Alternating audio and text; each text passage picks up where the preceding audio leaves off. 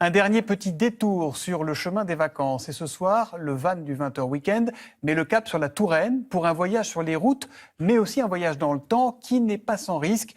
Un peu comme à l'époque de Jacouille et de Godefroy de Montmirail, si vous voyez ce que je veux dire. Claire Vérove et Juliette Jonas.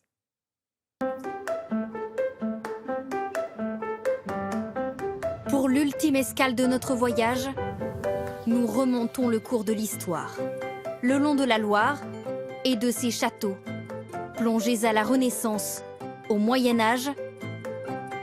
La Touraine clôt notre route des vacances.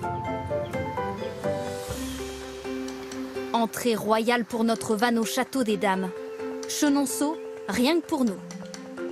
Mais avant de franchir le perron, détour par les dépendances, au potager du château. Bonjour Jean-François. Bonjour Claire. Bon, vous avez déjà bien avancé? Ouais, bonjour. Hop. Ouais, j'ai fait un petit peu de cueillette déjà en vous attendant. Jean-François Boucher, fleuriste et maître en ce domaine. Alors là, on se trouve au potager des fleurs, mais à l'époque, donc au XVe siècle, c'était le potager nourricier du château. Et donc vous avez quoi comme variété? On a à peu près 120, 150 variétés différentes qui poussent dans le potager. Et de quoi s'amuser? Ouais, c'est un beau terrain de jeu, très très beau terrain de jeu. Des amarantes, des dahlias, des cosmos, pour décorer l'intérieur du château. Il faut maintenant les assembler en bouquets. Waouh! Cette odeur! C'est beau, hein? C'est un endroit incroyable ici. On va déjà délimiter le volume de la composition. Eh bien, je vous laisse faire en face. En face, d'accord. Ah oui, là, ça reprend. Mes mains, peu expertes, suivent celles de Jean-François Boucher. La petite touche finale, quelques graminées. Après 10 ans de service au château, le fleuriste royal a noué une certaine familiarité avec les monarques. On dit à chaque fois, tiens, ça c'est pour chez Catherine, ça c'est pour Diane, ça c'est pour Louis XIV. En fait, on baptise nos compositions par le nom des pièces dans lesquelles elles vont. Et donc celui-ci? C'est pour Catherine. C'est Catherine de Médicis. La dernière? La petite touche finale, eh ben, c'est Magnifique. impeccable. Il est superbe. Ouais, c'est réussi, hein, c'est réussi.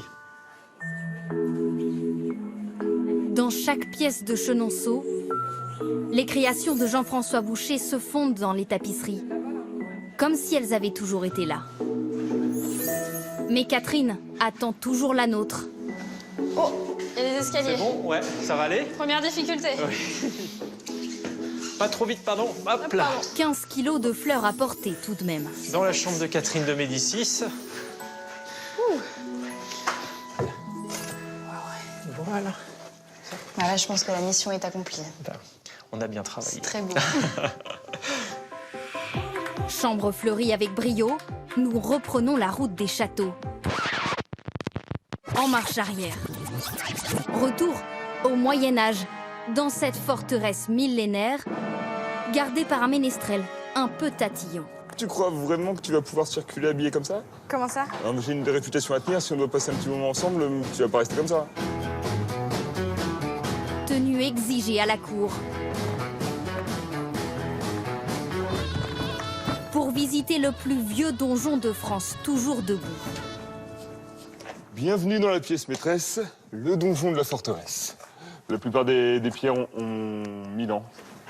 Donc autant dire qu'elles ont des choses à raconter. Ouais. Et c'est ici que tu vas faire tes armes. C'est avec ça qu'on va voir si tu vas être capable de nous défendre ou non. Une arbalète, vitesse de tir 300 km/h. Hey! C'est à côté! Encore faut-il savoir viser.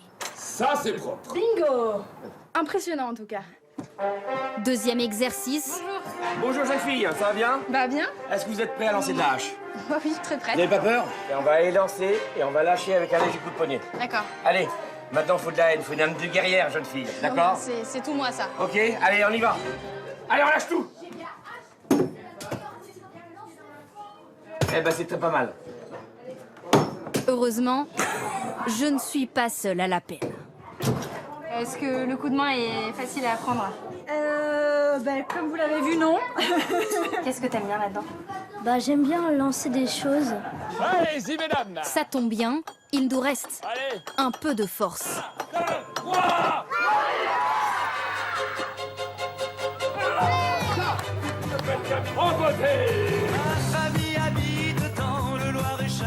un peu de voix aussi, pour faire la route en chanson jusqu'au village de Bréhémont. On dirait que ça gêne de dîner avec nous. On dirait que ça gêne de marcher dans la boue. On dirait que ça gêne de dîner avec nous. C'est là que nous attend Romain Gadet. Bonjour Romain, Bonjour. on peut embarquer? Bien sûr, oui, oui. Enchanté. Bienvenue. Cet enfant de la Loire nous embarque avec lui découvrir son terrain de pêche, long de 34 km. C'est un fleuve qui est magique. Il n'y a pas de barrage, ou enfin très peu. Donc c'est un fleuve qui est quand même resté très sauvage. Nous allons l'aider à remonter ses lignes et ses filets. Mais ce jour-là, le fleuve est trop bas, trop clair. Aucun poisson ne s'est laissé piéger. C'est un échec. C'est qu'il a été plus malin que nous, mais bon, ça arrive assez souvent. Il ne nous reste qu'à traverser la route pour l'annoncer au chef. Bonjour Ambroise. Bonjour, bonjour. Bon, désolé, on n'a pas été bon. Heureusement, le chef a du poisson, pêché la veille, mais toujours juste en face du restaurant. On connaît la Loire, on connaît les poissons, même on connaît leur lieu de vie, donc c'est vraiment quelque chose qui nous captive, quoi. Nous préparons des rillettes de chevenne avec de la sarriette et du citron. Non, il fallait pas que je hache le citron. Hein. Si, mais c'est pas grave. Pour les accompagner, une fouée, un petit pain, spécialité de la Touraine. Entrée 100% tourangelle. C'est une merveilleuse manière de terminer les vacances. Ainsi s'achève notre périple, des Alpes à la Touraine. Après 6 régions visitées, il est temps de rentrer. Rendez-vous l'été prochain, en France, sur la route des vacances.